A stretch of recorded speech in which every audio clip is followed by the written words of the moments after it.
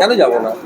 কিন্তু তার আগে তো ক্লিয়ার করতে হবে, তার আগে ক্লিয়ার করতে হবে এই রাজ্যে আন্দোলন কেন সংগঠিত হতে দিচ্ছে না, এটাকে ক্লিয়ার করতে বলুন।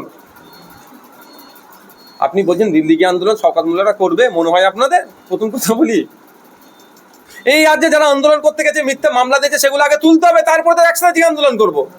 ও তুমি এই রাজ্যে মিথ্যা মামলায় আন্দোলন করছে, যারা আন্দোলন করছে তাদের আমি মিথ্যা মামলা দিয়ে তাদেরকে জেলে রাখবে, আর আপনার সাথে গিয়ে আমি দিল্লিতে আন্দোলন করবো? আমাকে বোকা পেয়ে গেছেন নাকি?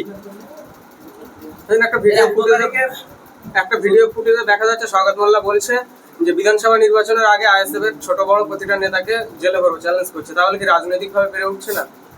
কখনো না রাজনৈতিক ভাবে আমাদের পারেছে। গুন্ডা মস্তান আর পুলিশকে লাগিয়ে তো দলটা চলছে। গুন্ডা মস্তান কথা বলছি, পুলিশ নিরপেক্ষতা কাজ করো, 24 ঘন্টা এই রাজনৈতিক দলকে মানুষ ছেড়ে পালাবে।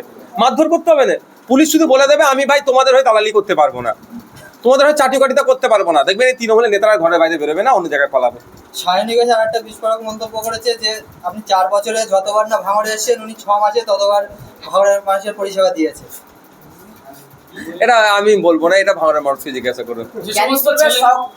শওকত মোল্লা আইএসএফ এর 3 নেতার নাম ধরার পরে এই রাজ্যের পুলিশ মন্ত্রী মমতা ব্যানার্জি আর সেই পুলিশের নেতৃত্বে রাহুল মোল্লাকে গ্রেপ্তার করা হলো, কিন্তু সিসি ফুটেজে দেখা যাচ্ছে না এই রাহুল কোনো গাড়ি ভাঙছে বা কোনো আইনি জিনিস ভাঙছে। রাহুল সারাদিন পুলিশের টাচে ছিল, পুলিশকে সহযোগিতা করেছে বিভিন্ন জায়গায়, যেখানে আমাদের ওই দিনকে তো 6 লেনে তো হাতিশালা বাসন্তী হাইওয়েতে ভাঙড়ের লোক ছিল না, ভাঙড়ের লোক তো এখানে প্রোগ্রামে থাকার কথা ছিল, যেহেতু আটকে দেবার প্ল্যান ছিল ওদেরকে।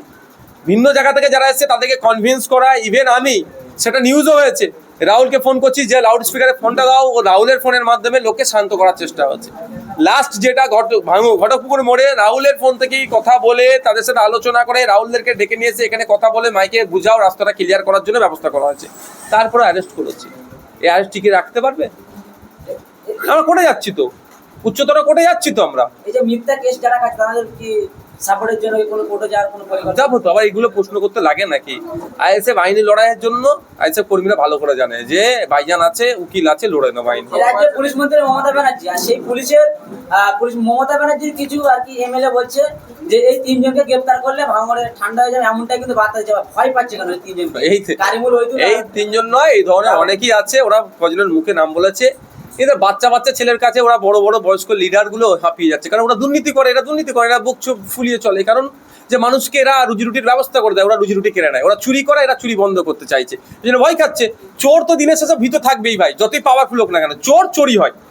তারা দুর্নীতি করছে, দুর্নীতিগ্রস্তরা দুর্নীতিগ্রস্তই হয়, যারা দুর্নীতি করে বুকে বলা আছে, যেমন আমি বলছি, আমার বুকে বলা আছে, আমরা কোনো নোংরামির সাথে কোনো অন্যায়ের সাথে যুক্ত থাকিনি, ওই জন্য এদেরকে আটকানোর চেষ্টা করছে। গণতন্ত্রের জনগণই শেষ কথা, জনগণই শেষ কথা বলবে। ঠিক আছে, থ্যাংক ইউ। বন্ধ করো ভাই।